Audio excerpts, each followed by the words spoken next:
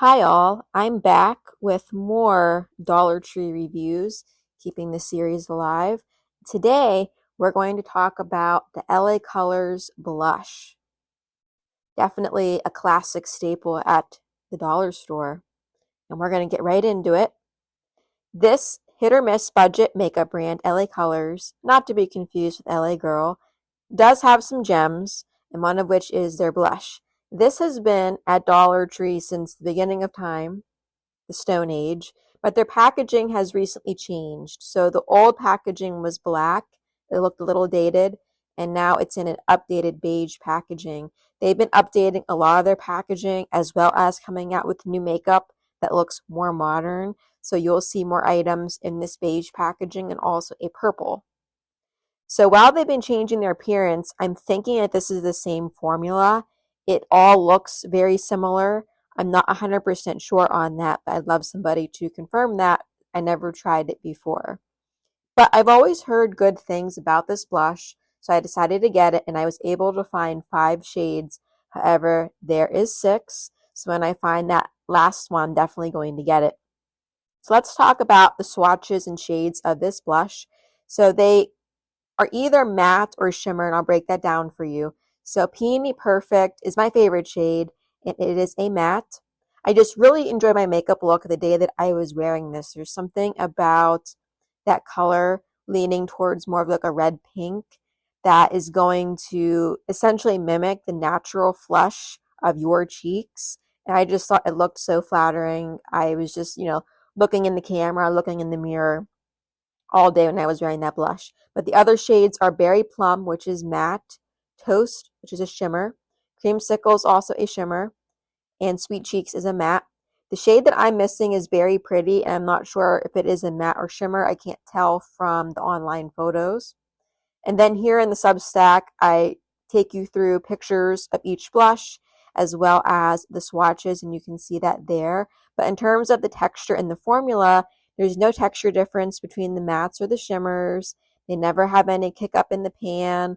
They're not chalky. They really just feel like a good old standard blush, and they are very comparable to mid-range drugstore blushes. For pigmentation, it is buildable. If you want to build it up, you want that bam, visible blush look. I've been loving for a while now, just packing on a lot of blush and being able to really see it. You can do that with these, but you don't have to. The shades are not patchy. I find that they are very easy to control. I've never had one of those oopsies, I put on too much kind of situations. There's no pigmentation difference that I can tell between the mattes and the shimmers. For application, I recommend that you use whatever your favorite blush brush is. I never tried the crappy brushes that come with it.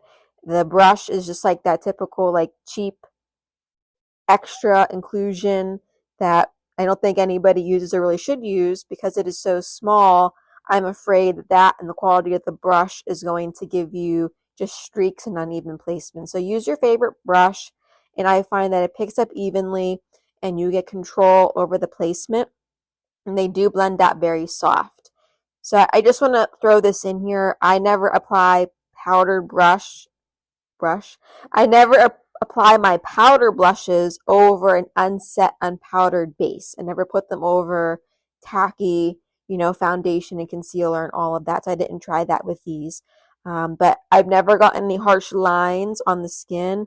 I don't have issues with pores or texture really on the cheek area, so I can't comment on this formula enhancing pores or texture. But as far as the shimmers go, this isn't like a sparkly, glittery, metallic kind of situation.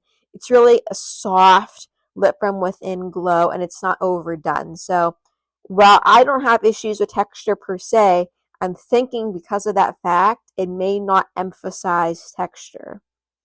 So for wear test, I'm always wearing my makeup like 10 plus hours a day, sometimes closer to 13, and I cannot see a difference. They don't appear to be fading. At the end of the day, it looks the same to me as when it was first applied, and the mattes and the shimmers wear the same. So basically, it's everything that you want in a quick blush, right? But in terms of my final verdict, I think they're suitable for all skin types.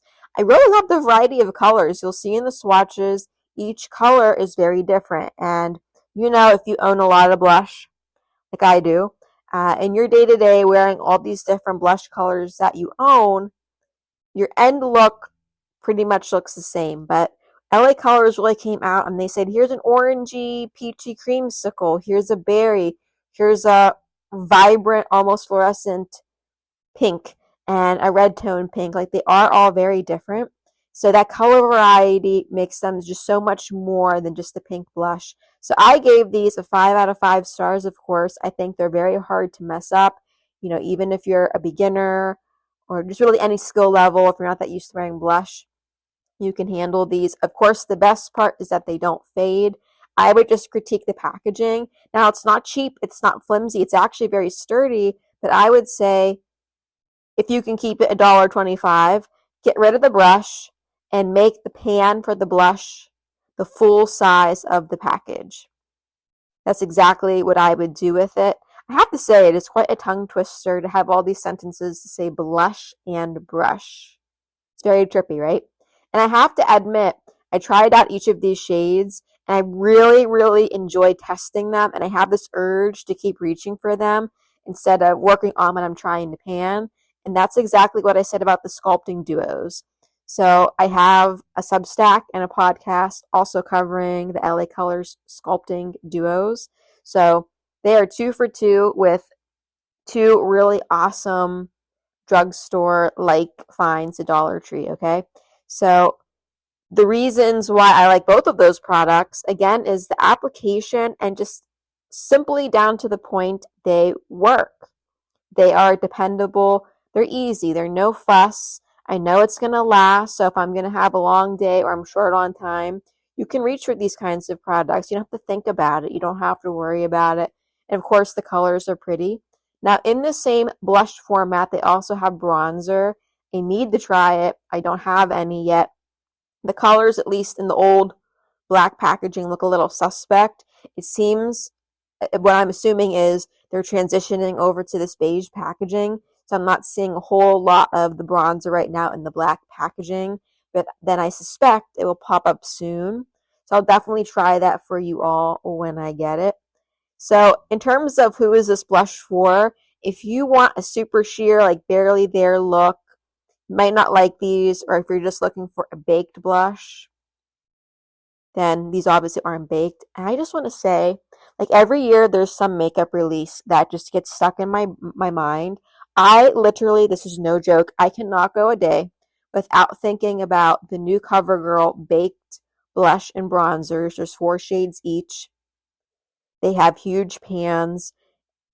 They just live rent free in my mind. And the reason why I haven't bought them yet is I own so much blush and bronzer. Moments like this make me feel guilty.